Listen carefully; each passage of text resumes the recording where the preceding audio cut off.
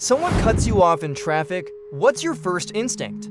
To yell, to scream, to lay on the horn. That's a reaction. But notice there's a space between the trigger and your action. You could also choose to respond. That's the space between the trigger and your action. It's your emotional intelligence that determines whether you react or respond. You are triggered by external events. Your emotional intelligence is your ability to process those triggers in a healthy way. Let's look at the difference between reacting and responding with an example. Let's say someone cuts you off in traffic. When you react, it's automatic. You feel anger and you express it by yelling, honking, or even by engaging in a road rage. You might even follow that person just to tell them how bad they are, how horrible they are as a human being. All of these reactions are automatic. They come from your limbic brain, which is the emotional brain. Now let's look at the same situation from a different angle.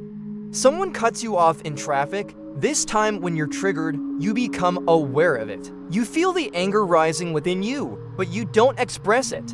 Instead of yelling, you take a deep breath.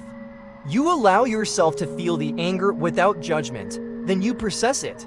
You think about how that person might be late for an important appointment, or maybe they have a sick child in the back seat. Then you let go of the anger because now it no longer serves you. After all, what's the point of being angry at a person you don't even know? In this example, you didn't react, you responded. And the key difference is awareness. When you become aware of your triggers, you can pause and choose how to respond instead of reacting. The space between the trigger and your action is where your emotional intelligence lies. It's your ability to process the trigger before you act on it.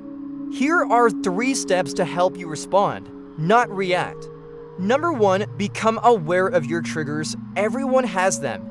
Some people get triggered by a certain smell, others by a certain sound or a visual. You might get triggered by something someone says or doesn't say. Your past experiences and your personality determine what will trigger you. Once you become aware of your triggers, you can begin to manage them. If you know what sets you off, you can start to control your emotional response. For instance, if you know that a certain topic will trigger an argument with your partner, then avoid that topic.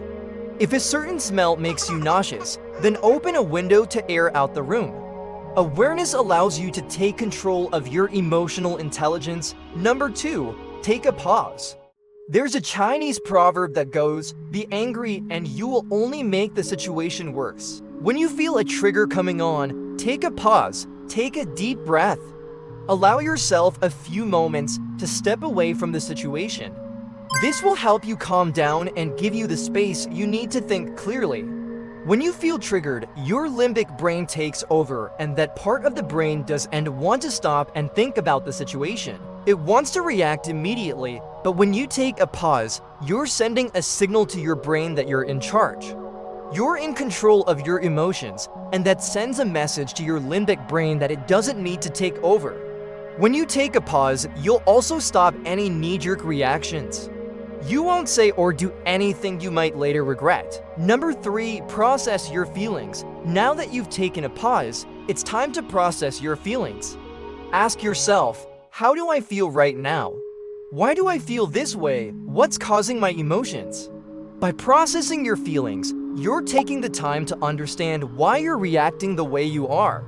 You're connecting with your higher self, your rational brain, which will help you make better decisions. So the next time you feel triggered, remember to take a pause. Allow yourself the space you need to think clearly and respond instead of reacting. By becoming aware of your triggers, taking a pause and processing your feelings, you'll be able to respond instead of reacting. Remember, it's not what happens to us that makes us feel a certain way. It's how we choose to respond. That's our emotional intelligence. So the next time you find yourself in a situation where you're tempted to react, remember to pause and think about how you would like to respond. Thank you for watching, and if you enjoyed the video, please give us a like. If you haven't already subscribed, we hope you consider subscribing and joining us every Monday, Tuesday, and Friday at 8 a.m. Arizona time for new videos.